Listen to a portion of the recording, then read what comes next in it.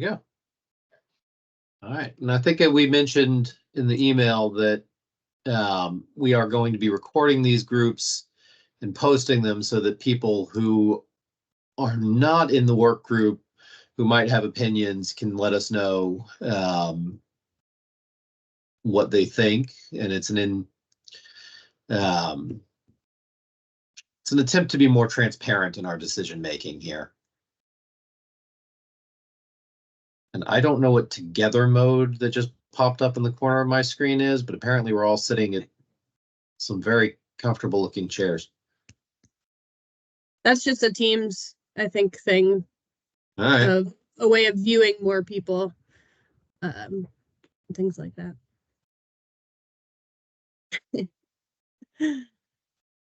But yeah, Jordan also sent out a quick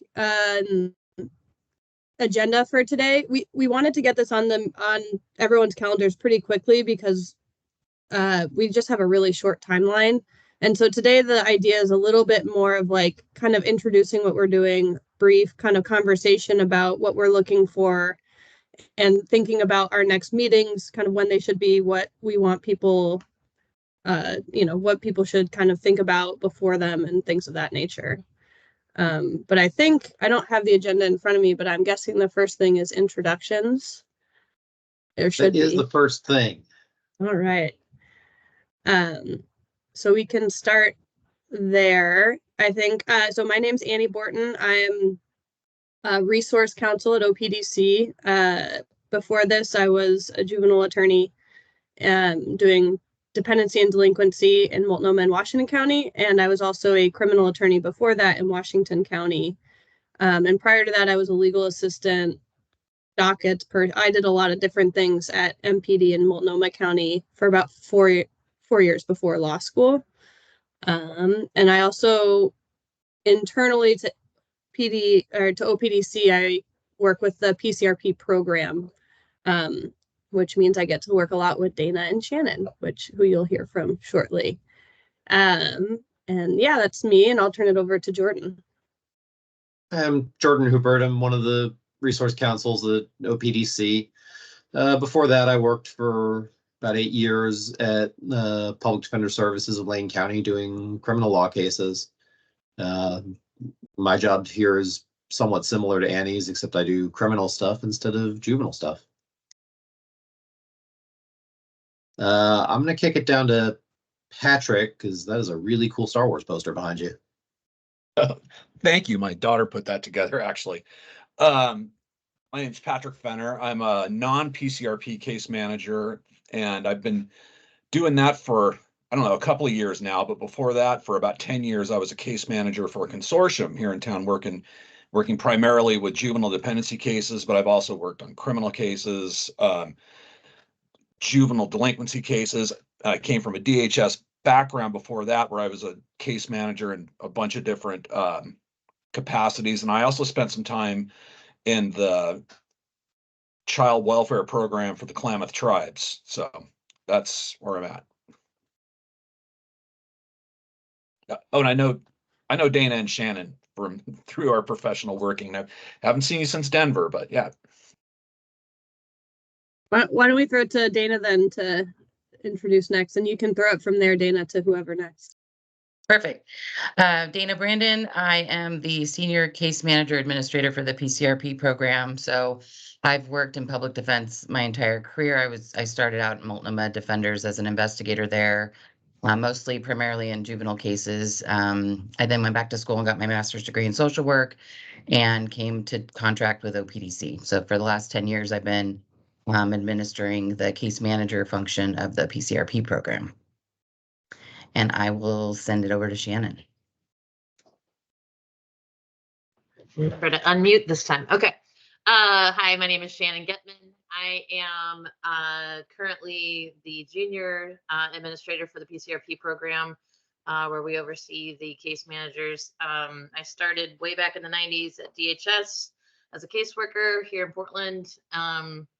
And then I moved to the district attorney's office and was an investigator for the juvenile department there for 6 years. And then in 2012 left, but still stayed connected to the attorneys in Portland for the child welfare system, and was an investigator for them on the NRE, which is then CSS, which is now PAE program, getting paid that way. I also did civil, criminal, and some federal stuff as well as an investigator. And then Dana tapped me and asked me to come on board with this program, and I couldn't be happier. It is the best program I've worked for in a long time. And I'm hoping we can kind of piggyback on that model and bring what we can to this. Let's see, Melissa. I'm Melissa Riddell. I'm a juvenile defense attorney. I've been doing dependency and delinquency as an attorney since 2004. In Lynn County is where I started. And Lynn was part of the pilot PCRP program back in 2014. So I've been doing PCRP since its inception.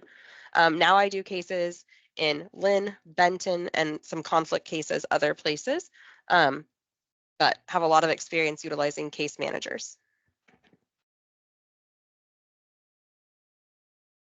Why don't we go to Tara? Hey everyone, I'm Tara Prince. I'm a case manager at Metropolitan Public Defender's Office in Multnomah County. My background is I have like a unique take on it all because I am a person in recovery from drugs and alcohol. I have been to jail and I am a felon working on getting an expungement. So that is kind of what brought me to MPD, is my lived experience, as well as being a peer support in the field and having a mixture of peers and clients that were represented by MPD. So I've been now at MPD for 3 years. And I just love that I get to bring that unique mindset to public defense and just get to tell our clients, like, I've been where you're at, and it doesn't have to be like this forever. And if I can do it, you can do it. And so just really excited to be a part of this change and bringing case management and social work to public defense. Oh, and I'll popcorn it to Rebecca, sorry. Hey everyone, Rebecca Menda. I do go by Becca. I'm the social worker for Multnomah Defenders, specifically working with the Multnomah County Justice Reinvestment Program.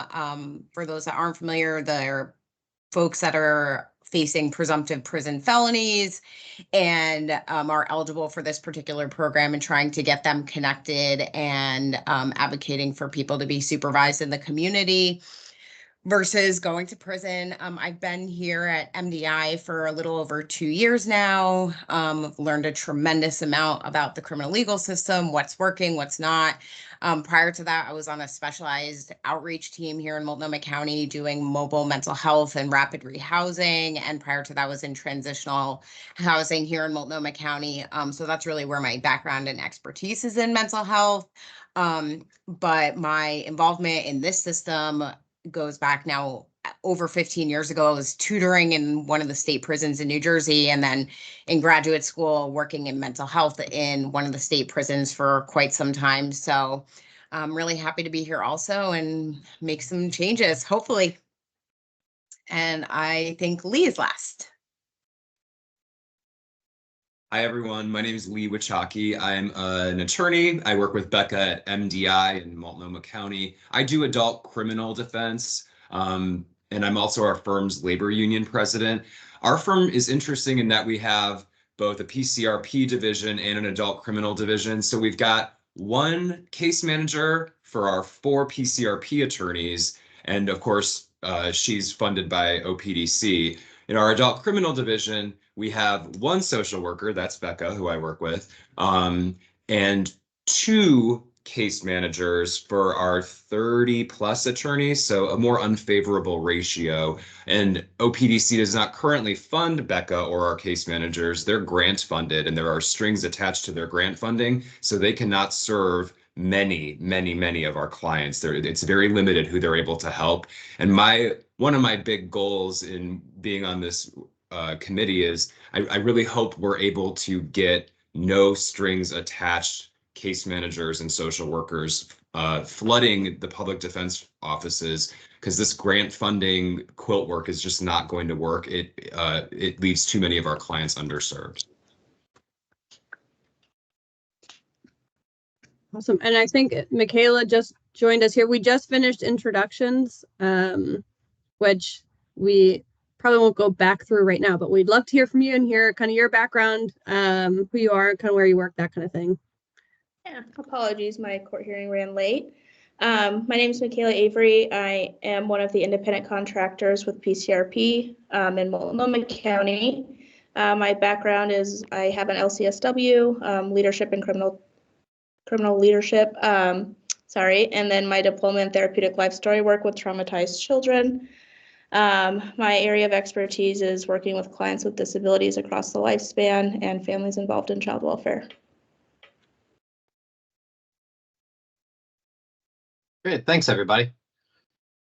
The next thing I have on our agenda is a discussion of the scope of work that we're going to be doing, the timelines that we are working under, and what happens after our work group is done. And I may lean on Annie a bit to catch me up on anything that I missed, but the 10-cent version of what we're doing is that OPDC is looking to be able to add funding for specific types of non-attorney support staff.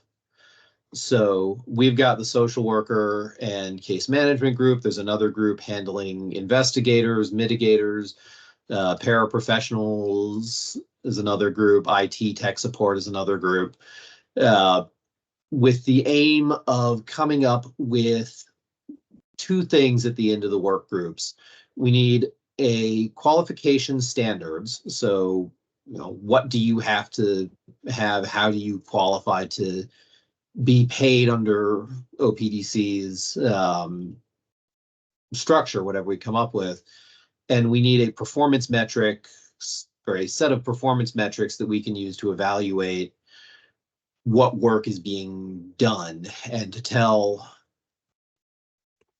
people who are in charge of funding what work this category of contracts is going to be handling.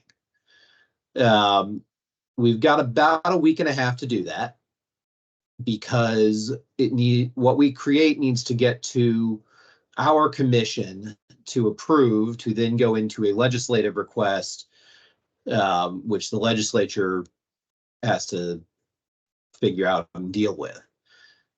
So to Lee's point, none of this actually means that we are going to get money to fix a patchwork of grants, I think was Lee's phrasing, but it is the first step to how we do that. So I just wanted everybody to be kind of on the same page with where we're going. What happens after the work group is done, we've got the commission that needs to approve it, the legislature that needs to decide on funding for it. And we also may come back to this group as, let's call them experts in the fields of what we're looking at. So if there are questions, if there need revisions, we may be back. And then there may be a couple of other work group type opportunities for these same sets of groups. So you guys may be called on in the future to deal with some others of these things. And we're hoping this goes well so that we get to those points. Annie, did I miss anything? I feel like I missed something. I think that's a pretty good description of it. This is a big change for the agency.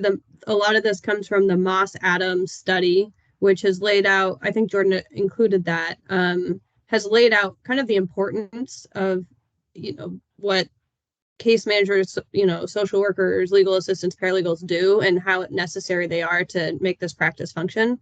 And so our goal is to create something that is manageable, gets the right people into these jobs, is not too restrictive, but allows for us to also support folks and get funding to kind of build the program. And so this is a really whirlwind fast first step that is not going to be, the most excellent thing we've ever put together because we have a week and a half.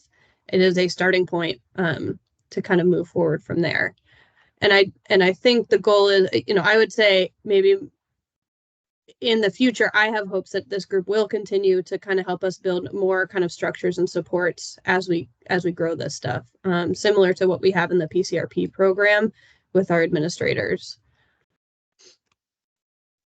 Annie, I've got a question for you or Sure. Jordan. Can you remind us what the due date is for the submission of these documents to the commission?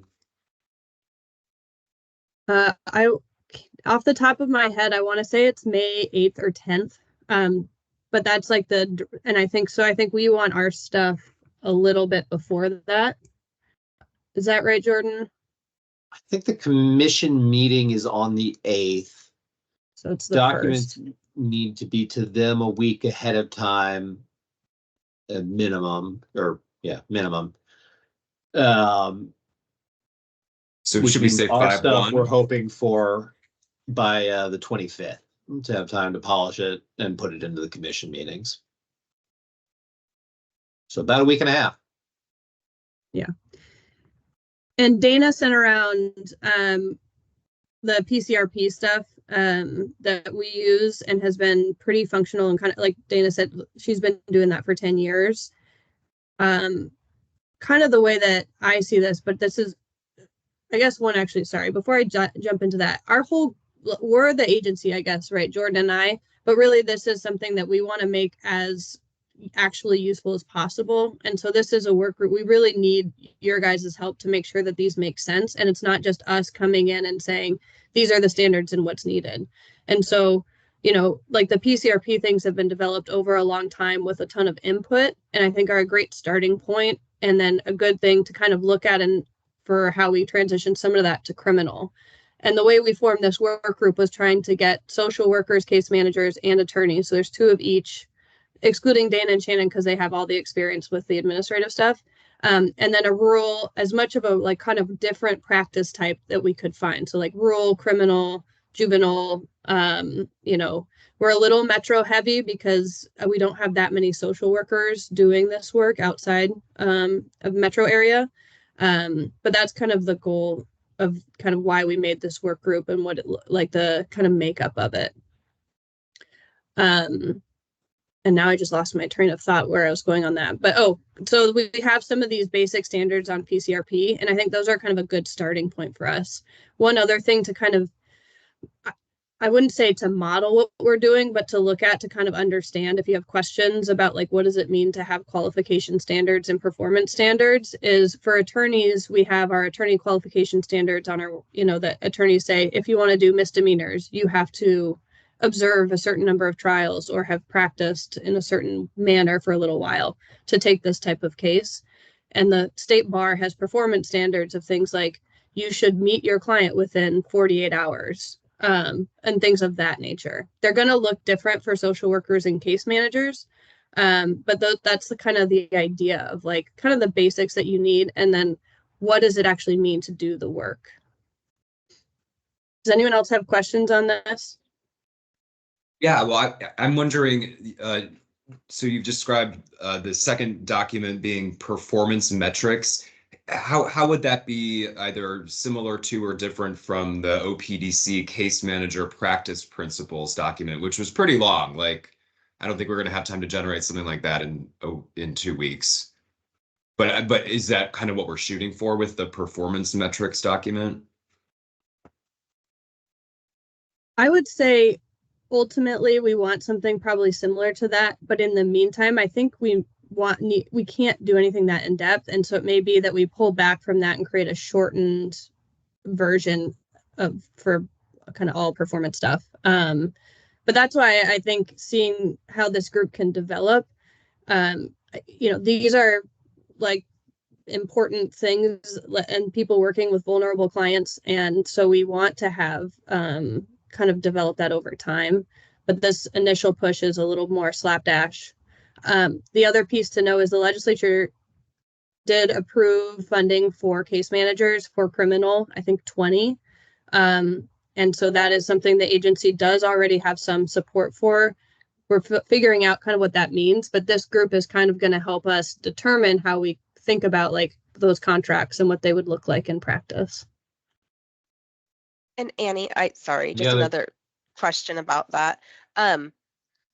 In terms of how that would be structured, like I know currently they're all like our case managers are all independent contractors and there's like a pool of them that we utilize. Is there any discussion that's going to be had around that and whether that's the model that would be followed or whether it'd be better for those to be part of contractors seeking funding during the contracting process? Or is that a different conversation? I think that's a different conversation. It's one that will happen, but not during this particular set of work. Okay. This is step one of that, I would say. We have contractors that are under contract through our PCRP in-house, and we have people who are independent, and we have people who are paid through our PAE system. So we currently function with all three. Some of those systems work way better than others. Mainly the CSS system does not function well, just because this is a hard career to have without support. And so that's really what we've been able to do in the PCRP program. So I think that's the future step of this is what the work looks like. And then it's like, how do we actually implement the work in practice? Annie, what was the third option you just set forth? I think maybe PAE system? Sorry, pre-authorized expense used to be called CSS, used to be called NRE. So people can, if you don't have somebody, you can ask us to pay for a case manager. And we will, that is considered a case or a pre-authorized expense that can be awarded in that manner. So in other words, there's in-house case managers, there's contract case managers. Is there like a third that I'm missing? CSS, like independent case managers accessible through the CSS system. Okay, I guess I'm not seeing the distinction. It's kind of between one-off. those. Oh, like this task alone. Yeah, like So an like how we investigator. hire. Oh, Sorry. go ahead, Tara. So Sarah, you want to? Yeah, Lee, I don't know if I know MPD does this. I'm assuming MDI does this. When we need like an evaluation done, we'll put a PAE request in for an evaluator. I think it would be along the same lines of like, I need a case manager specifically for this case and this for this situation. I think is that correct, Annie, or is that? Yeah, okay, that's what I was assuming. No. Does that help, Lee? Sorry. Yeah, that does. Thank you. And then I have a question too. So I also work a minor felony unit. I'm bound by a certain scope based on my grant, because I am one of those grant funded case managers. But my team also put together like a program manual that I'm sure I can share with you all. If that would be helpful, I can send that out as well. Awesome. I suspect Okay. that would be helpful. Thanks, Tara. Yeah, I'll send that out today. That also bumps nicely into the next thing that I wanted to talk about on the agenda, which is how we're going to get this done. We have a couple of options. I've been trying to figure out a way to do document sharing with our current level of technology. I don't think it's going to work out. And by our, I mean OPDCs. But we could have someone take a stab at drafting and send it around for edits. We could meet again early next week and try to groupthink some of this and put something together. Or I'm open to other suggestions.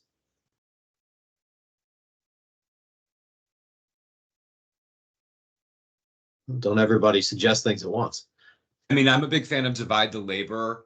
What if we had two shared documents that we all had access to, and then if people wanted to like be primarily responsible for one or the other, we could have two teams going. Which isn't to say that you're like not allowed to work on performance metrics if you would prefer to work on qualification standards, but I don't know. Divide the labor is typically the easiest way to go about this kind of stuff. So that would be my suggestion. Okay. So it seems like as a starting place, at least, and maybe this is just my bias here, like knowing what PCRP case managers, that there's already like a starting place for qualifications, for example. Maybe we start with that and we review that and like comment on it, maybe if that's possible, and see if we should, like, if there should be changes, modifications. I don't know, just one thought. I like that idea, Melissa. And I think Metro, you guys have position descriptions too. So we could see if, share those and see how they differ and what could be included from those or what's duplicate. And kind of I think because one of the things that we currently have is a lot of juvenile stuff in writing from the agency, from PCRP. And then we have some of these other things. I know like Tara's going to share her stuff. And so that is maybe the starting point, and then we can see if we need to draft. But I think there's certain areas we need to brainstorm and talk about, one of which is going to be like the distinction between case manager work and social worker work. And kind of understanding the different roles and professional responsibilities social workers have around and versus case managers and things like that. Go ahead, Michaela. That was the question I was going to ask, is like, are you guys wanting information on like what a social worker's role would look like versus that case manager? Because I think that would be, even though I'm in a case manager position, I have an LCSW, so I feel like that could be a section that because there is a big difference. So I just wanted to know if like it would be worth me maybe taking on that section or writing out what that would look like. I think you and Becca, right, are both would probably be the two that would make sense to look on that. Becca's an LCSW as well on the criminal side. And so that it may be that you two could kind of help us work together on that to see the juvenile and criminal. I think that would be helpful. Perfect, thank you. There. Tara, did you have something? This is probably going to be more of an in-depth thing, but I do agree with, and I'm sorry I forgot her name. There is a big difference between like the qualifications, education, general standard going in as a social worker. But I will also say, as a case manager without an LCSW, the work that I now do compared to the work that I did when I started looks a lot more like a social worker. So I do just want to throw that out there, just because I think with having a social worker as a lead and training you and educating you on the processes, the hope is that the case managers gain those skill sets to potentially move forward in that way. Yes. And we can look at setting up a path or something like that, but I do think we're going to need a distinction and definitions of what both positions are. So if Michaela and Becca, if you guys are okay taking a shot at drafting something like that, that would be great. Lee, what's up? Yeah, I'm just trying. I'm trying to envision the finish line here. Are we talking about 4 documents total? So qualification standards for social workers, qualification standards for case managers, performance metrics for social workers, performance metrics for case managers? Yes. Okay. Probably. That's one of the things that I think we want your guys' opinions on, since Annie has more experience working with social workers and case management than I do. But if they don't overlap significantly, then I think we're going to need separate documents for each of them. I know, Michaela, your hand has a 1 on it. So I was gonna, do you have something to say, or was that from before? Maybe that was before, but I don't see an option to unraise my hand. Okay. And then same place you raise it. And Becca, go ahead.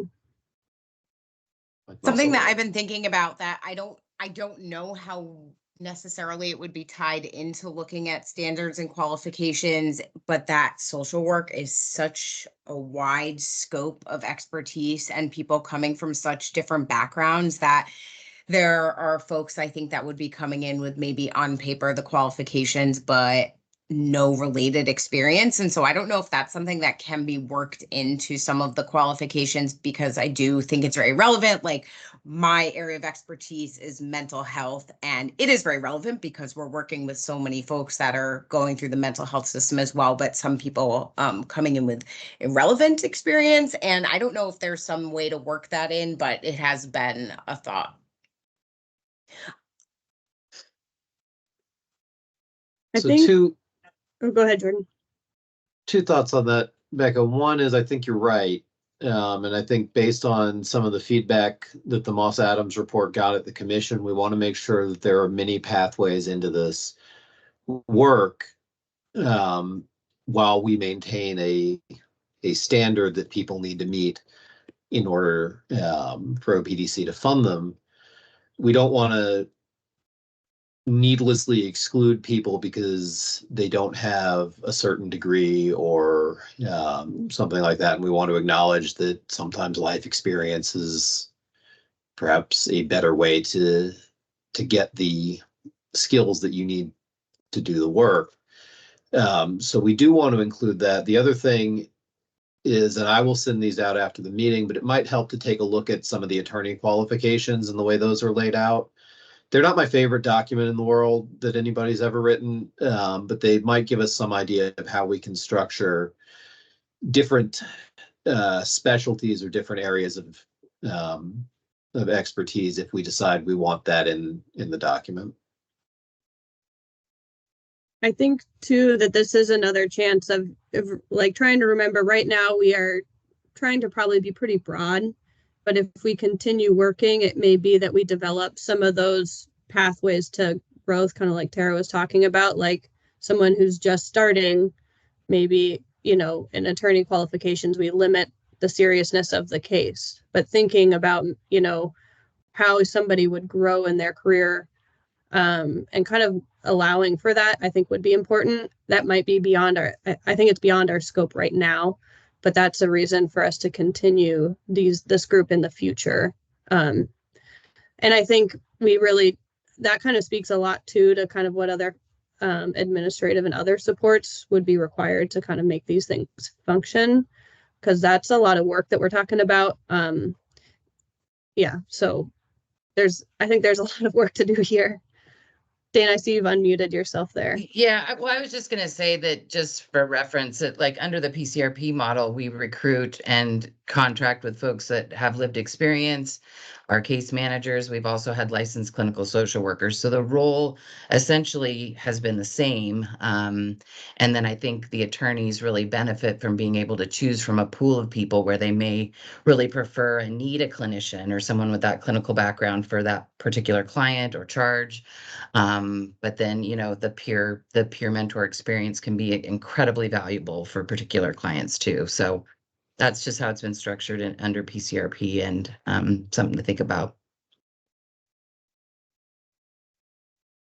I wanted to check in with folks real quick because we said this would be a quick introductory meeting until 11:30, and it's 11:35. I like the way the discussion is going, but if anybody needs to leave, I didn't want them to feel like they couldn't say so. So I do have a JSIP meeting at the courthouse at 11:30. So I do need to get across the street to get there. But if we want to schedule something like the next meeting, I don't know if it's best to do that now or doodle poll. Okay. I think while we have everybody here, it might be best to get the next meeting set. And then perhaps between now and then, Michaela and Becca can take a shot at that. And then everybody else, if you want to start emailing around ideas for what qualifies someone to do the work, and we can start building our qualification standards that way.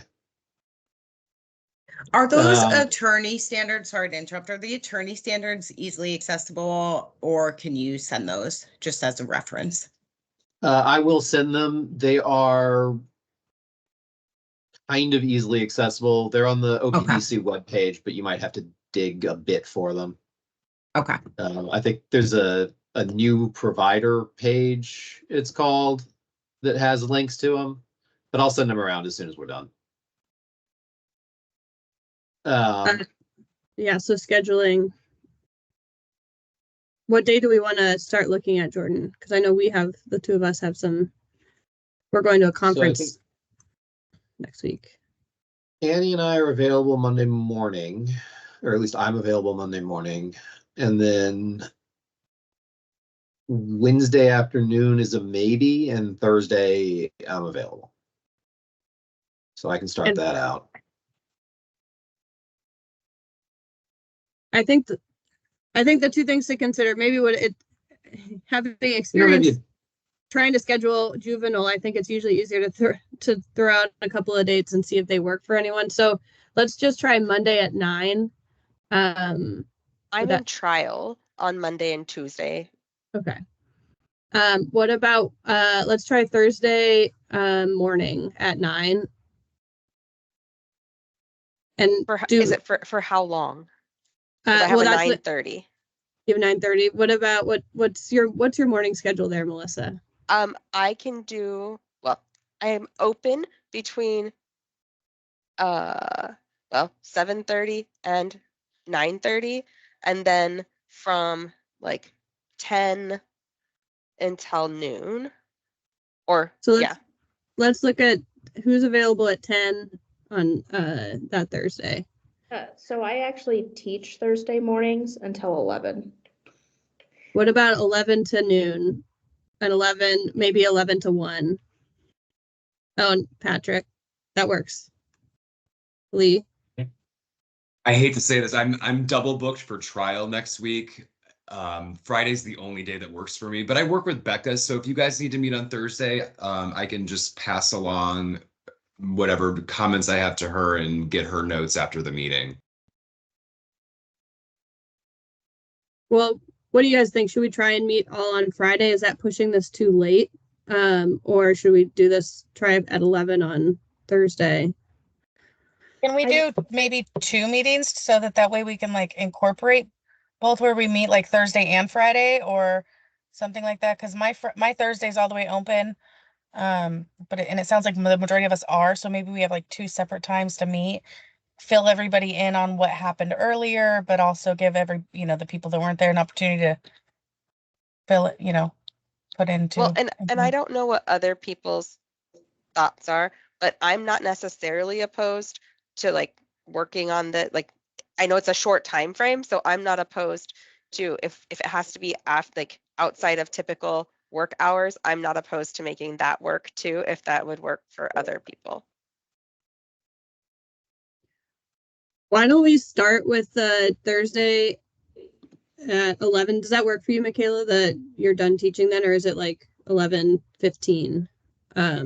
Technically it's 10:50. I think I can get my students out a little early and get away with it and then get back to the office. Yeah, they're not. Okay, well, let's do 11 to 12 on Thursday, and then we'll do a second session on Friday.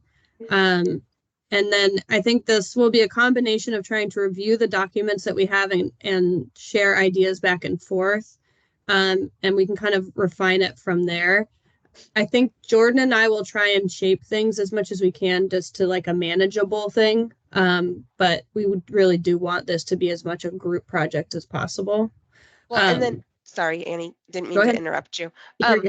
If it's helpful, I assume that like Lee or I or someone else might be able to document share in a way that would allow other people to edit, even if you all can't. But I don't know if you guys would be able to access that. I think you could. But I assume we can access whatever. There's just some internal technology problems with our being able to share. Great. So however you guys want to do it, if you want to send it to one of us to, save and then share the link to it, I'm sure one of us could do that. I mean, I'm assuming he has the same type of technology that allows him to do that. I've done it like with our JSIP group because the court couldn't do like a SharePoint. So Why don't Jordan and I will put up some like kind of mock documents that maybe cue a few different things for people to think about and put information in, and we'll send it to you to share out.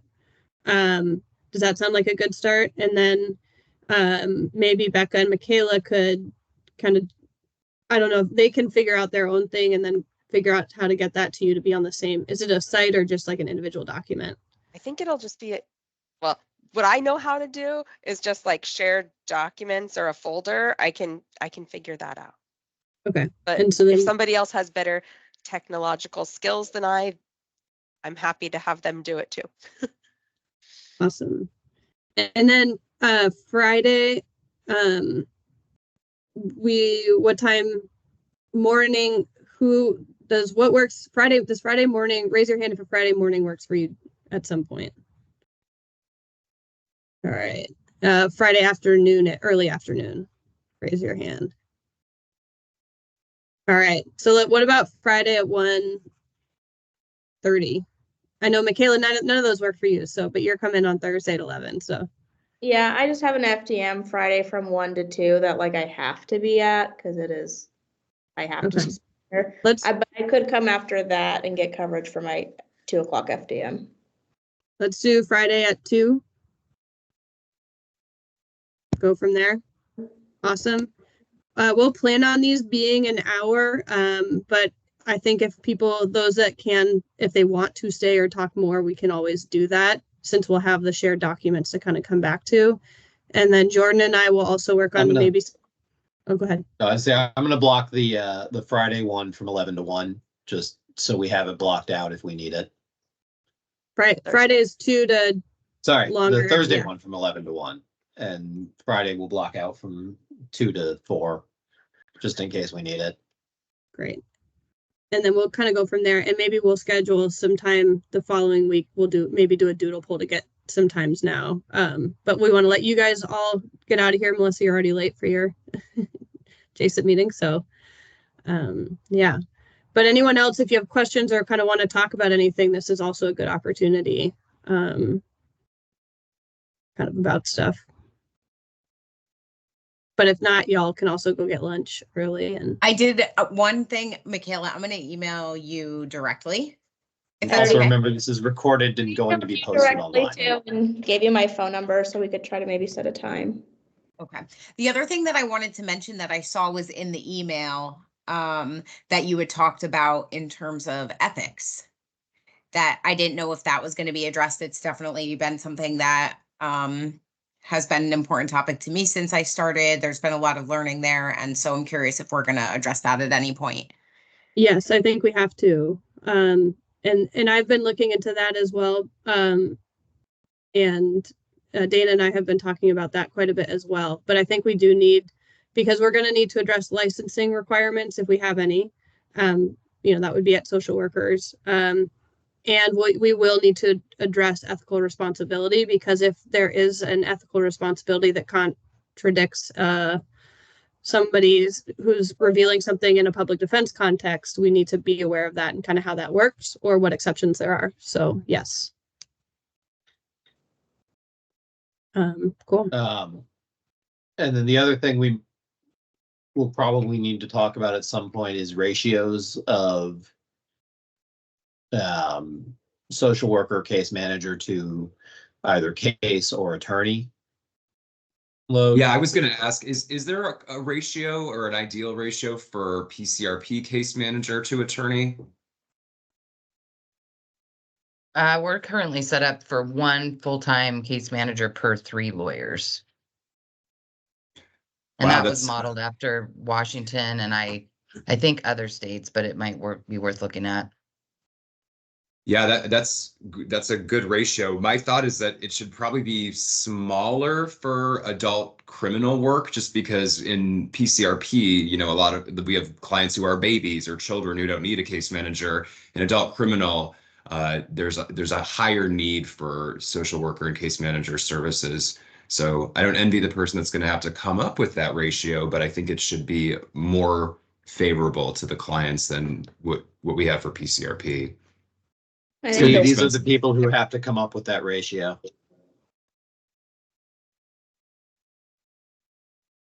Michaela, did you say something?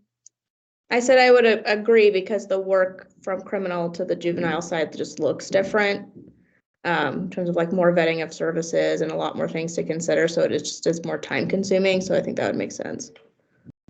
Well, I think there's also the dream scenario and the realistic, what we're going to get the legislature to pay for. And so I think we aim for the dream scenario, but we also build in some of the realistic, understood limitations that there will be. So we kind of set it up as the best practice and then filter it down from there. Because we're not going to get, we're not going to get that much funding.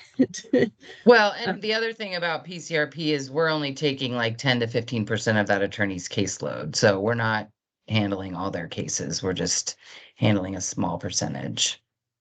Yeah. That's another thing that at some point we should talk about. I don't think attorneys, especially those that are unaccustomed to having a case manager or social worker available in the office to work on a criminal case, they're not referring clients who actually need case management and social work services. We have a serious under-referral problem in my firm. And I suspect that's going to be a separate issue that maybe this group can take up at some point, but not likely to come into what we're doing this week. But I will say also that Dana and Shannon could help you if there's they've dealt with a lot of that, I think, and a lot of that is attorney training and understanding of kind of that, because that was something in PCRP that developed over time as well. Patrick, what you got your hand up there? Yeah, just kind of jumping off of that, and are we also going to address like individual caseloads? Because as like a as a PAE case manager, I have no minimum, no maximum, and the attorneys that I work with, they'll just throw as many at me as they can, which is fine. But the lack of structure can be kind of I don't know, disconcerting sometimes. So I was wondering if we're going to address that. Yes, I think that is generally the expectation, is to kind of put in all of, outline what this role looks like. And I think that means addressing what you need to do it, how it kind of generally functions, what limits there are. And in that sense, some of those limits we're going to need to talk about are what limits are there to do the work. Like, what are they limited, case managers and social workers limited in what they can and can't do in some of this stuff. Making sure it does not overlap with investigation, with the attorney work, with whoever else in the job, on the team, what they're doing. And so kind of defining and the scope of the work is going to be sort of a part of that in how, and like, that comes a little bit more in the performance standards is what it'll look like. And again, this will be high level to start with, but I think will be developed over time as well. So, yeah. And I think, one thing I realized, I was talking about, Becca and Michaela here, but Dana's also a social worker. And so I know she and I have been talking a lot about, we've had some good, Ann Getman, some good car time lately to kind of talk through some of this stuff.